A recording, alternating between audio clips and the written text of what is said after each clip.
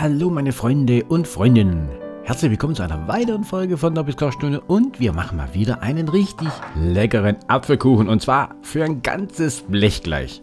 Und für ein ganzes Blech brauchen wir mal gleich richtig viel Zucker. Dann nehmen wir 350 Gramm Zucker, 4 Tütchen Vanillezucker und noch eine Prise Salz und das vermischen wir alles miteinander.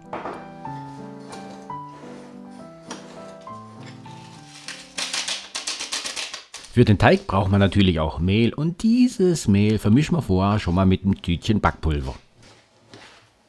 Und dann kommt meine Küchenmaschine ins Spiel. Wir müssen nämlich mit ihr 400 Gramm weiche Butter aufschlagen. Richtig cremig rühren. Da geben wir natürlich dann volle Power und parallel dazu können wir dann auch schon mal den Zucker hinzugeben. Nämlich löffelweise.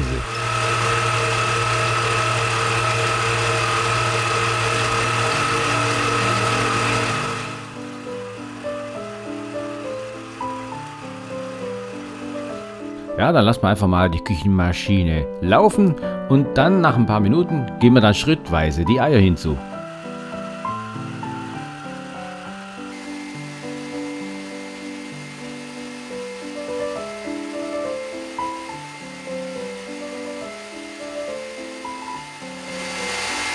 Wie ihr jetzt sehen könnt, das Ganze ist schön fluffig und schön aufgeschlagen und dann geben wir Mehl und den Schmand hinzu.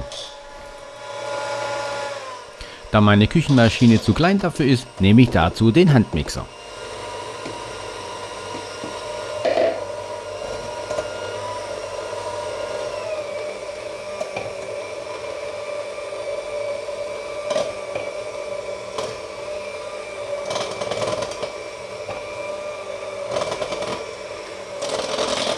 Den Schmand, den gebe ich aber jetzt nicht alles auf einmal hinzu, sondern in 2 Schritten. Zwischendurch mixe ich das Ganze dann gut durch.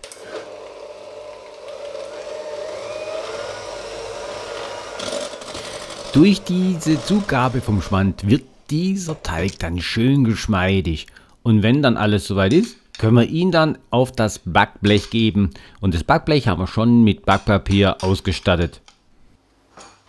Also das ist das ofeneigene Backblech, was ich da verwende. Und das solltet ihr dann beim Nachbacken auch nehmen.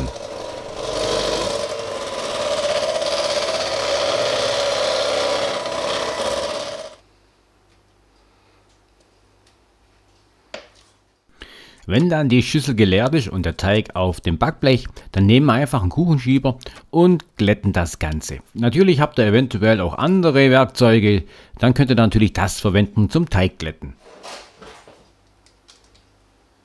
Hier noch kurz die Blechgröße, die zu meinem Backofen gehört, damit ihr die Zutatenliste einordnen könnt, bzw. die Mengen.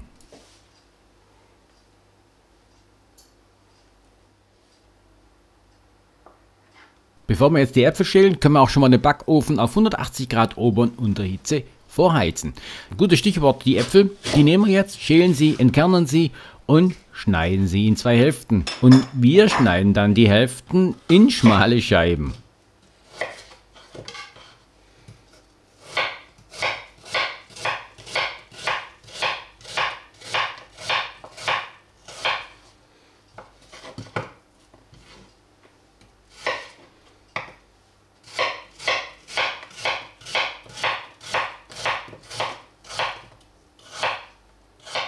Die schon geschnittenen schmalen Scheiben geben wir dann in eine Schüssel und in die Schüssel geben wir dann Zitronensaft hinzu. Etwas später auch dann noch etwas Puderzucker. Wir wollen ja nicht, dass die Äpfel dann braun werden.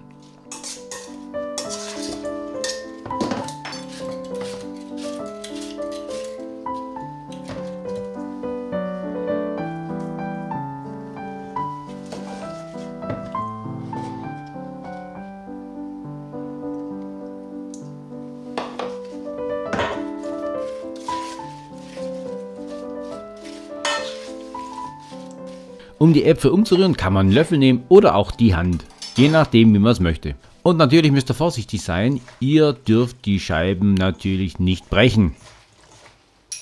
Als weitere wichtige Zutat geben wir dann noch einen gehäuften Teelöffel Zimt hinzu, zu den Äpfeln natürlich, und rühren das Ganze nochmal kurz durch, damit sich das Zimt schön verteilt, aber immer schön vorsichtig, denn die Äpfelscheiben könnten ja brechen.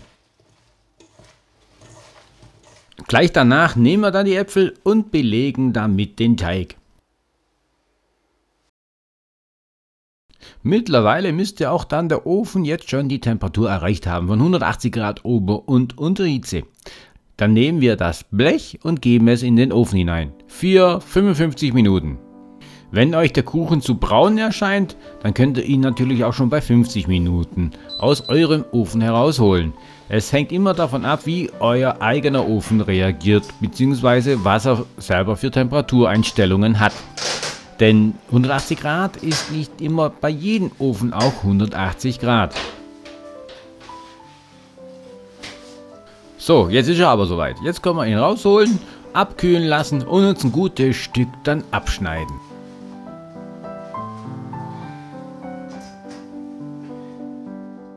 Also jetzt schaut mal her, wie lecker das jetzt aussieht. Der ist mir mal wieder so richtig gut gelungen.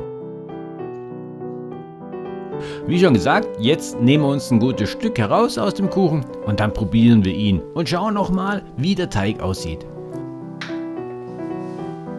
Natürlich könnt ihr gerne Puderzucker draufgeben oder noch im heißen Zustand Konfitüre draufstreichen. Das ist alles möglich, aber hier lasse ich das jetzt mal bei diesem Kuchen und belasse ihn so, wie er aus dem Ofen kam.